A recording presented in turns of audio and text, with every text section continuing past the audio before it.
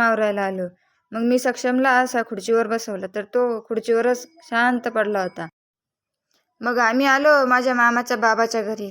माझे मामाचे बाबा सक्षमसोबत खेळत होते आणि आजी आमच्या चहाची भांडी घासत होती. आजी त्याच्यासोबत खेळायला लागल्यावर त्याला सांगत होती, चाबकाने दळूबाई दळू कर. तर तो आजीला सांगत होता, नाही आजी, हा चाबूक आहे, दळूबाई दळू नाही, याने असं करायचं असतं. मग ते बघून आजी बाजूलाच झाली. त्यानंतर आम्ही आलो मामा आणि मामीकडं. ते कांद्याच्या गोण्या भरत होते मार्केटला पाठवण्यासाठी आणि हर्षद गोण्या टाचत होता. सक्षम ही गोणी कशी टाचली आहे ते पाहणी करत होता. म्हणजे मामाने गोण्या बरोबर टाचल्यात की नाही याचं निरीक्षण करत होता. त्याचं निरीक्षण झाल्यावरती आम्ही निघलो परताव्याला आणि मग घरी आल्यावरती सक्षमला लागली होती भूक. मग तो माझ्या पर्सनीच भूक भागवत होता. आजचा व्लॉग कसा वाटला ते नक्की कळवा.